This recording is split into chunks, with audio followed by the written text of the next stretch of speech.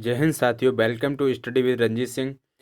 देखिए, RRC group D परीक्षा 2022 6 अक्टूबर जो हुबली वालों का एग्ज़ाम चल रहा है, उसके सभी शिफ्टों को एग्ज़ाम ख़त्म हो चुके हैं। जितने भी प्रश्न हमें स्टूडेंट्स से मिले हैं, उन सभी प्रश्नों का एनालाइज मैं आप लोगों के सामने लेकर आ चुका हूँ।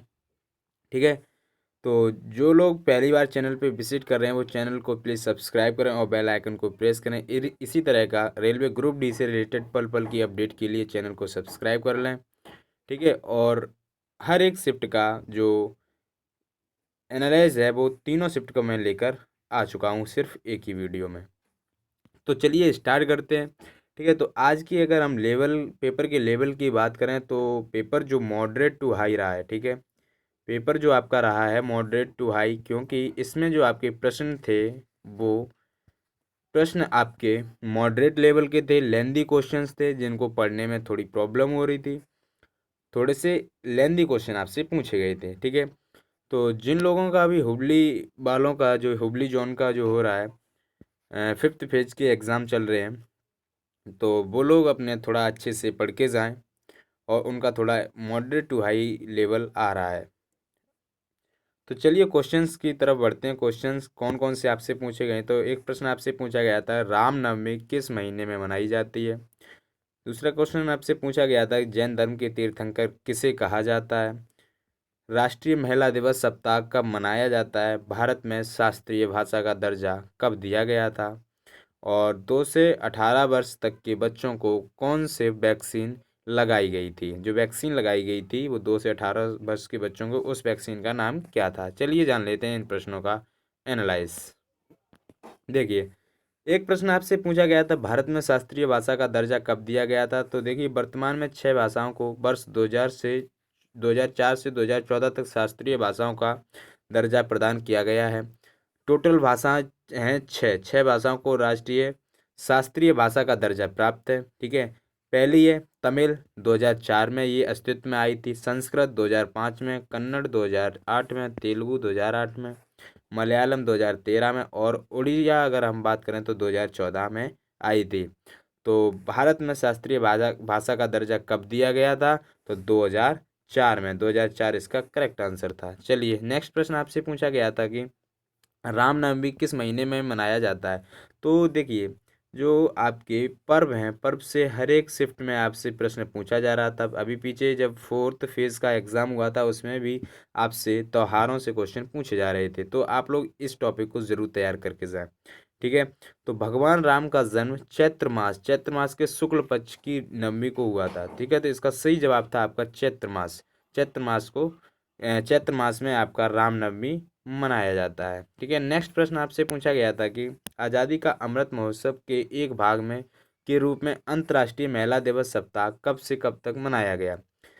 आपकी चौथी जो शिफ्ट हुई थी, उस शिफ्ट में अंतर्राष्ट्रीय महिला दिवस पूछा गया था, लेकिन इसमें थोड़ा क्वेश्चंस को मॉडरेट बनाने के लिए लेंदी थोड़ा भाषा दी हुई है। ठीक है, तो अंतर्राष्ट्रीय महिला दिवस सप्ताह पूछा गया था। तो अंतर्राष्ट्रीय महिला दिवस सप्ताह 1 मार्च से 8 मार्च तक महिला और विकास मंत्रालय द्वारा आज़ादी का अमृत महोत्सव महोत्सव के एक भाग के रूप में मनाया जाता है। इसका सही करेक्ट आंसर था 1 मार्च से 8 मार्च तक। नेक्स्ट प्रश्न आपने पूछा गया था कि औद्योगिकरण और सार्वजनिक क्षेत्र के विकास किस पंचवर्षीय योजना पर केंद्रित है।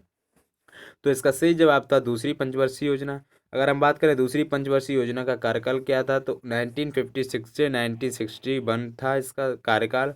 और यह आर्थिक विकास मॉडल पर आधारित थी। इसका मॉडल जो था वो महालनोबिस मॉडल पर आधारित ये पंचवर्षीय योजना थी। ठीक है, चलिए नेक्स्ट प्रश्न आपसे पूछा गया था कि मेजर ध्यानचंद पुरस्कार 2021 किसे मिला है। तो टोक्यो ओलंपिक में गोल्ड मेडल जीतने वाले नीरज चोपड़ा समेत 12 खिलाड़ियों को मेजर ध्यानचंद खेल रत्न पुरस्कार मिला था। तो आपको पता है कि 12 लोगों को मिला था। अब देखो, नीरज चोपड़ा को भी मिला था। अगर ऑप्शन में आपका नीरज चोपड़ा होगा तो नीरज चोपड़ा इसका करेक्ट आंसर होगा।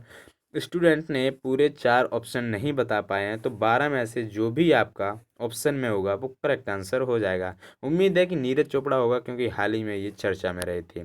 चलिए नेक्स्ट प्रश्न आपसे पूछा गया था कि भवानी नदी किसकी सहायक नदी है। देखिए, सहायक नदी से हर एक शिफ्ट में प्रश्न डाला गया था। तो हुबली वालों वालों जो हुबली वालों के एग्जाम चले, इसमें भी आपसे प्रश्न पूछा गया है।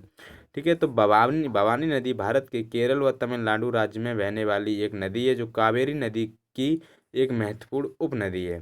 ठीक है, तो इसका करेक्ट आंसर था कावेरी नदी। ठीक है, चलिए नेक्स्ट प्रश्न आपसे पूछा गया है, पंचायती राज किस अनुच्छेद के अंतर्गत आता है? तो पंचायती राज आप लोगों को पता है 73वें संविधान संशोधन के अनुच्छेद 243 घ के द्वारा पंचायती राज व्यवस्था उल्लिखित है। ठीक है, तो इसका करेक्ट आंसर था 243 घ। नेक्स्ट प्रश्न आपसे पूछा गया था कि 1 मई 2021 से 2 वर्ष से 18 वर्ष तक के बच्चों को कौन सा कोविड वैक्सीन लगाया गया था? तो भारत बायोटेक की कोवैक्सीन का ट्रायल 2 से 18 वर्ष तक की आयु के बच्चों पर किया गया था। तो इसका नाम क्या था? तो कोवैक्सीन। ठीक है, इसका करेक्ट आंसर था कोवैक्सीन। नेक्स्ट प्रश्न आपसे पूछा गया था कि जैन धर्म के तीर्थंकर किसे कहते हैं? तो आपको पता है जैन धर्म में टोटल 24 व्यक्ति थे जो तीर्थंकर थे। तीर्थंकर किसे बोलते हैं? तो जो स्वयं तप के माध्यम से आत्मज्ञान प्राप्त करते हैं, जो संसार सागर से पार लगाने वाले तीर्थ की रचना करते हैं, वह तीर्थंकर कहलाते हैं। जैन धर्म के संस्थापक और पहले तीर्थंकर ऋषभ देव या ऋषभ नाथ थे। ठीक है, 24वें तीर्थंकर थे महावीर स्वामी। अगर आपसे अगली शिफ्ट में आपसे पूछता है कि इसके 21वें कौन थे, तो आप बताएंगे नेमिनाथ। 21वें थे नेमिनाथ। अगर आपसे 22वें पूछा जाए तो 22वें थे अरिस्टनेम। ठीक है, अरिस्टनेम। आपसे अगर 23वें पूछे जाए, 23वें है पाशर्वनाथ। पाशर्वनाथ। और आपसे अगर 24वें पूछे जाए तो 24वें तो आपको पता ही है महावीर स्वामी। ठीक है, तो ये भी आप लोग याद रखेंगे नेक्स्ट शिफ्ट के लिए। नेक्स्ट प्रश्न आपसे, चलिए क्या पूछा था कि आपसे प्रश्न पूछा गया था फ्लेमिंग के बाएं हाथ के नियम में धारा की दिशा को प्रदर्शित करता है। तो आपको पता है फ्लेमिंग के जब बाएं हाथ का नियम होता है, बीच की उंगली धारा की दिशा को प्रदर्शित करती है। तो इसका करेक्ट आंसर था धारा की दिशा। नेक्स्ट प्रश्न आपसे पूछा गया था कि फ्लेमिंग के बाएं हाथ के नियम में अंगूठा किस को प्रदर्शित करता है? तो चालक पर लगने वाले बल की दिशा को अंगूठा प्रदर्शित करता है फ्लेमिंग के बाएं हाथ के नियम में। ठीक है, चलिए नेक्स्ट प्रश्न आपसे पूछा गया था प्रतिरोध की का प्रतीक क्या है?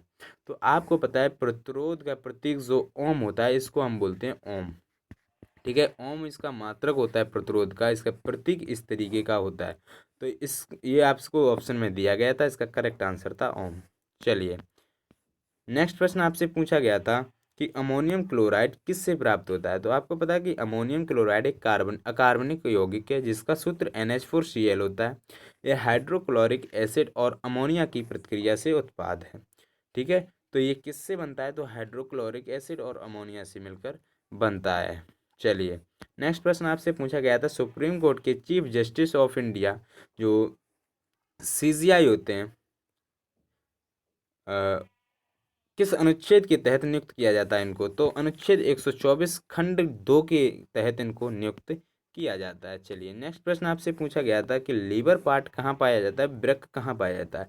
ये दोनों प्रश्न एक फिगर से बने थे। ठीक है, आपसे मानव का पूरा फिगर दिया गया था, उस फिगर से आपको प्रश्न पूछे गए थे। तो आप इस तरीके का फिगर देख के जाएं, उसके लीवर वृक्क किडनी और जो भी हमारे होते हैं फेफड़े वगैरह, इनकी स्थिति क्या होती है, कहाँ पर पाए जाते हैं, यहाँ से प्रश्न पूछा जा रहा है। तो फिगर से आप प्रश्न तैयार करके जाएं और यही प्रश्न आपसे पूछे जा रहे हैं। थोड़े लेंदी प्रश्न आ रहे हैं, तो आप लोग थोड़ा अच्छे से तैयारी करके जाएं। ठीक है, तो आज की शिफ्ट में जितने भी स्टूडेंट्स ने GS और करंट के जो क्वेश्चन हमें बताए थे, उन क्वेश्चंस का रियल एनालिसिस हमने आप लोगों को करा दिया है। जो लोग चैनल पे पहली बार विजिट कर रहे हैं, चैनल को सब्सक्राइब करें और बेल आइकन को प्रेस करें। इसी तरह का डेली रेलवे ग्रुप डी से रिलेटेड जानकारी को पाने के लिए और एनालाइज को रियल एनालाइज को जानने के लिए चैनल को सब्सक्राइब जरूर करें। चलिए, थैंक यू, जय हिंद, जय भारत। वीडियो को लाइक ज़रूर करें।